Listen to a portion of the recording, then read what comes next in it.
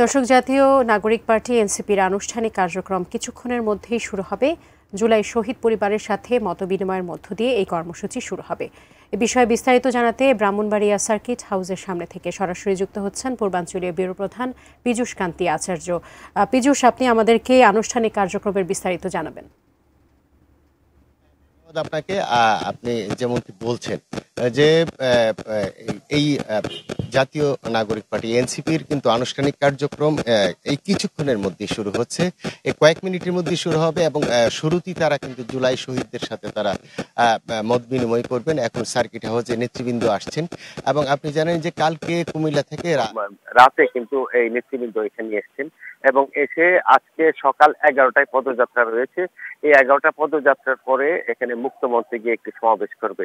আমি একটু কথা বলতে চাই এখানকার যে জাতীয় নাগরিক পার্টি ব্রাহ্মণবাড়িয়া জেলা কমিটির সদস্য আজকে এখানে কারা কারা এসেছেন একটু যদি বলবেন। জুলাই গণ অভ্যুত্থানের মহানায়ক এবং এনসিপির কেন্দ্রীয় নেতৃবৃন্দরা এসেছেন। এর মধ্যে হচ্ছে আমাদের যে আহ্বায়ক নাহিদ ইসলাম, সদস্য সচিব আক্তার হোসেন, মুখ্য সংগঠক হাসনাত আব্দুল্লাহ এবং যুগ্ম আহ্বায়ক তাসনিম, যারা মুখ্য সমন্বয়কারী হচ্ছে নাসিরউদ্দিন পাটোয়ারি এবং যুগ্ম মুখ্য সংগঠক আতাউল্লাহ সহ কেন্দ্রীয় নেতৃবৃন্দ এখানে এসে উপস্থিত হয়েছেন।